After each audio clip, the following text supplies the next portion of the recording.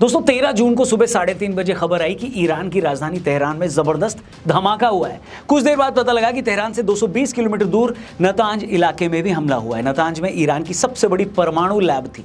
देखते ही देखते पूरे ईरान से इस तरह के हमलों की खबरें आने लगी। नतांज के अलावा तबरीज, करमनशाह, अराक, तेहरान, इस्फान के मिलिट्री बेसिस पर इजराइल ने ताबड़तोड़ हमले कर दिए। इन हमलों में ईरान के army chief of defence staff समेत ईरान के सभी टॉप ऑफिसर्स मारे गए। इन हमलों में ईरान के 6 न्यूक्लियर साइंटिस्ट को भी मार दिया गया। सुबह होने पर इजराइल के प्रधानमंत्री नेतन्याहू का बयान आया कि ईरान न्यूक्लियर बम बनाने से सिर्फ 15 दिन दूर था। अगर हम यह हमला नहीं करते तो ईरान न्यूक्लियर बम बना लेता, इससे हमारे वजूद को खतरा हो जाता। जिस दौरान हम ये वीडियो बना रहे हैं दोस्तों, तब ईरान ने भी इजराइल पर ताबड़तोड़ मिसाइलें दागना शुरू कर दिया है। ईरान के इस हमले में इजराइल पर कई मिसाइलें गिरी भी हैं।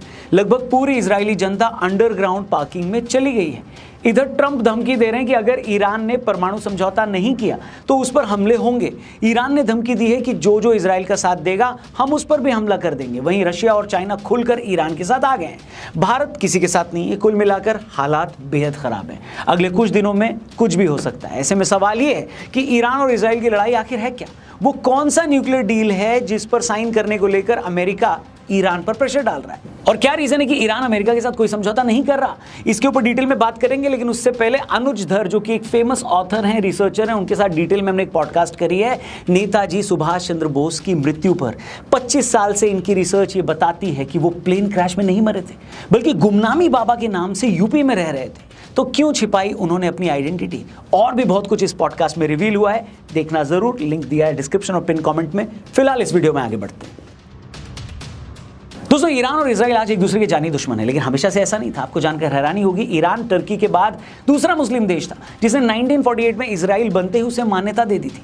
1950 से लेकर 70 तक जब ईरान पर शाह मोहम्मद रजा पहलवी का राज था, उस वक्त दोनों देशों के बीच अच्छे रिश्ते थे।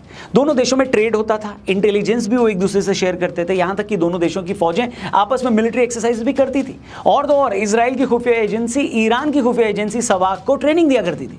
मगर फिर 1979 में ईरान में इस्लामिक रेवोल्यूशन ने सब बदल दिया। ईरान में शाह की सत्ता खत्म हो गई और वो देश एक कट्टर इस्लामिक गणराज्य बन गया। अयातुल्लाह खुमैनी देश की हुकूमत पर काबिज हो गए। तेहरान में इजराइल के दूतावास को बंद कर दिया गया और उस ऑफिस को फिलिस्तीनी मुक्ति संगठन यानी PLO को दे दिया गया। मतलब रातों रात इजराइल को लेकर ईरान की पॉलिसी बदल गई। उसने एक देश के तौर पर इजराइल के वजूद को मानने से इनकार कर दिया। ईरानी हुकूमत इजराइल और अमेरिका को शैतान कहने लगी। फिर आया 1980 का दौर। 1982 में इजराइल ने लेबनान पर हमला किया। इजराइल हमला करके लेबनान में मौजूद फिलिस्तीनी लिबरेशन फोर्स को वहां से बाहर निकालना चाहता था। यही वो टाइम था जब ईरान ने लेबनान में हिजबुल्लाह को सपोर्ट करना शुरू कर दिया। धीरे धीरे ईरान ने अलग अलग देशों में इजराइल के खिलाफ दुश्मन तैयार करने शुरू कर दिए। उसने लेबनान में हिजबुल्लाह को सपोर्ट किया, फिलिस्तीन में हमास को खड़ा किया, यमन में हुती विद्रोहियों को पैसे दिए और इराक में हशद अल शाबी को तैयार किया। ईरान ने इन सभी गुटों को पैसा, हथियार और टेक्निकल सपोर्ट दिए। इन सारे संगठनों का एक ही काम था, दुनिया में हर जगह इजराइल और अमेरिका के ठिकानों पर हमला करना। इन सब के चलते इजराइल और ईरान में दुश्मनी बढ़ने लगी। इजराइल को भी अच्छे से पता था कि ईरान कोई छोटा मोटा देश है नहीं। ईरान के पास दुनिया का चौथा बड़ा ऑयल रिजर्व है, नेचुरल गैस का सबसे बड़ा रिजर्व इनके पास है। मतलब पैसे की कोई कमी नहीं है। इजराइल को यह भी अच्छे से पता था कि ईरान लगातार न्यूक्लियर बम बनाने की कोशिश करेगा। इसीलिए अपने डिफेंस में इजराइल ने हमेशा ईरान से 2 कदम आगे रहने की कोशिश की है। इजराइल ने साइबर ऑपरेशन से लेकर मिलिट्री ऑपरेशन और इंटेलिजेंस मिशन चलाकर ईरान के साइंटिस्ट को मरवाया। ईरान के टॉप आर्मी कमांडर्स की हत्याएं करवाई। इजराइल ने 2020 में ईरान की राजधानी तेहरान में top nuclear scientist Mohsin Fakhrizadeh की हत्या करवा दी। इस मर्डर को एक ऑटोमेटिक गन से अंजाम दिया गया। इसके पीछे इजराइल की खुफिया एजेंसी मोसाद का हाथ बताया गया है। इससे पहले 2008 में दमिश्क में हिजबुल्लाह के सैन्य कमांडर इमाद मुगनिया की कार को बम से उड़ा दिया गया। 2013 में बेरूत में हिजबुल्लाह के टेक्निकल हेड हसन लाकिस की गाड़ी में गोली मारकर हत्या कर दी गई। 2014 में अल कुद्स ब्रिगेड के माजिद अल मजीद की भी मिस्टीरियस सर्कमस्टेंसेस में मृत्यु हो गई। इसके बाद 2016 में हिजबुल्लाह के सैन्य प्रमुख मुस्तफा बदरुद्दीन को सीरिया में इनसाइड ऑपरेशन में मार दिया गया। इसी तरह इजराइल साइबर अटैक करने में भी बहुत आगे रहा है। 2010 में इजराइल ने स्टक्सनेट वायरस के जरिए ईरान के नतांज यूरेनियम प्लांट को नुकसान पहुंचाया। ये वही नतांज प्लांट है जिस पर 13 जून को मिसाइल हमला करके इजराइल ने पूरी तरह से इसे तबाह कर दिया।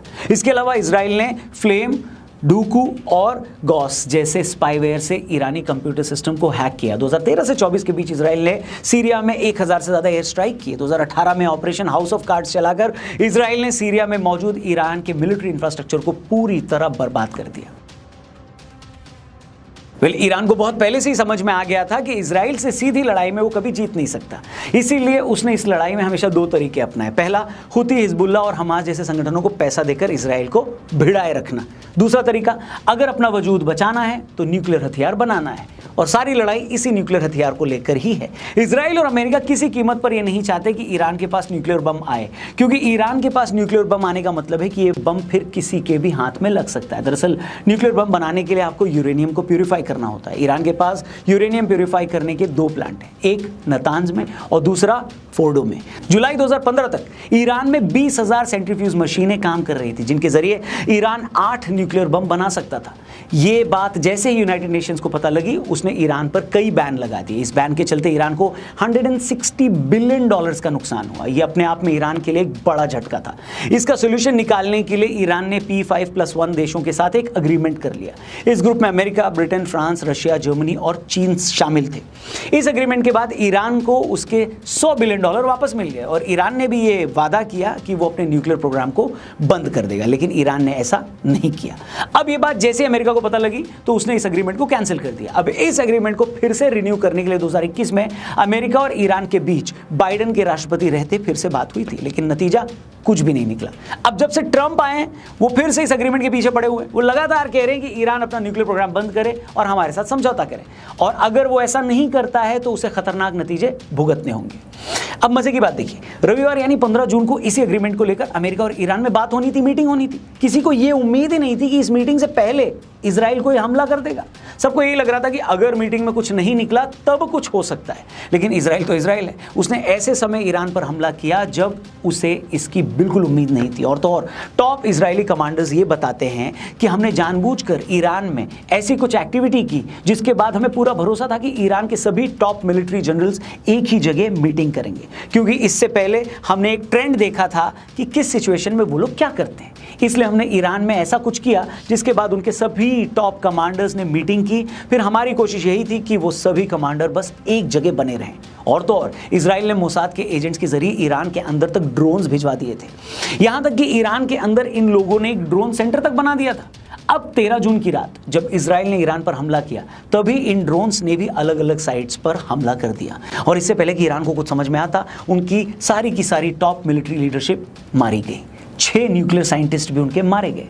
सवाल अब ये उठता है दोस्तों कि ईरान पर हुए इस हमले में क्या अमेरिका ने इजराइल की मदद की है? लोग ये भी पूछे कि जब अमेरिका और ईरान की न्यूक्लियर डील वाले मामले पर अभी मीटिंग होनी थी तो फिर इजराइल ने हमला क्यों कर दिया?